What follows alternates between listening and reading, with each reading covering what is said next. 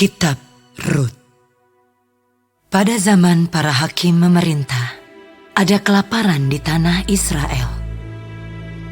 Lalu pergilah seorang dari Betlehem Yehuda, beserta istrinya dan kedua anaknya laki-laki, ke daerah Moab untuk menetap di sana sebagai orang asing.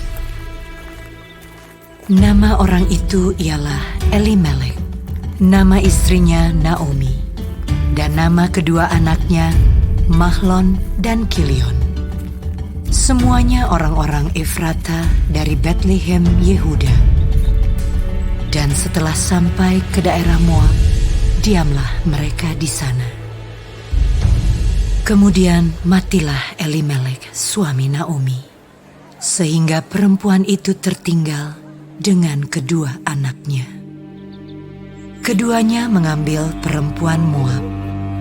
Yang pertama bernama Orpa, yang kedua bernama Ruth. Dan mereka diam di situ kira-kira 10 tahun lamanya. Lalu matilah juga keduanya, yakni Mahlon dan Kilion, sehingga perempuan itu kehilangan kedua anaknya dan suaminya. Kemudian berkemaslah ia dengan kedua menantunya, dan ia pulang dari daerah Moab, sebab di daerah Moab ia mendengar bahwa Tuhan telah memperhatikan umatnya dan memberikan makanan kepada mereka. Maka berangkatlah ia dari tempat tinggalnya itu bersama-sama dengan kedua menantunya. Ketika mereka sedang di jalan untuk pulang ke tanah Yehuda, berkatalah Naomi kepada kedua menantunya itu, "Pergilah, pulanglah masing-masing ke rumah ibumu. Tuhan kiranya menunjukkan kasih-Nya kepadamu, seperti yang kamu tunjukkan kepada orang-orang yang telah mati itu dan kepadaku. Kiranya atas karunia Tuhan kamu mendapat tempat perlindungan masing-masing di rumah suaminya." Lalu diciumnyalah mereka, tetapi mereka menangis dengan suara keras dan berkata kepadanya, "Tidak, kami ikut dengan engkau pulang kepada bangsamu." Tetapi Naomi berkata, "Pulanglah anak-anakku. Mengapakah kamu turut dengan aku?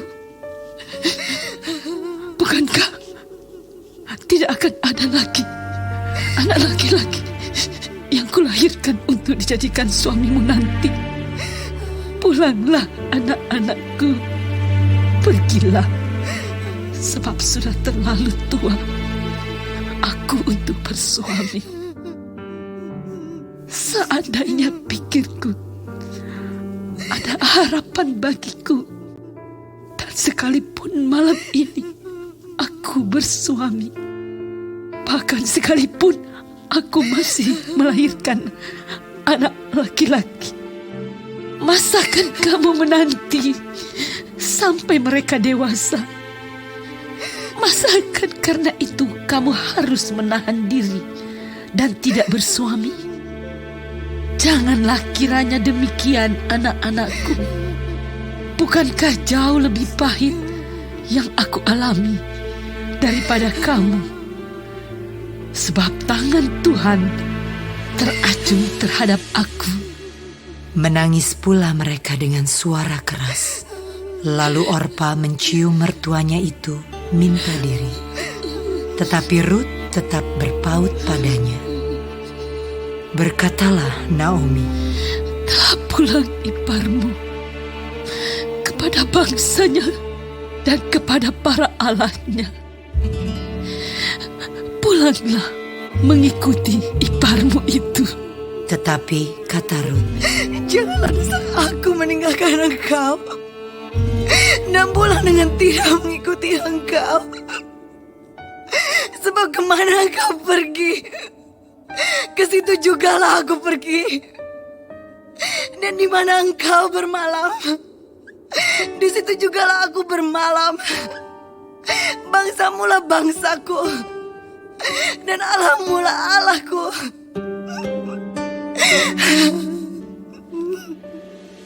Di mana engkau mati, aku pun mati di sana.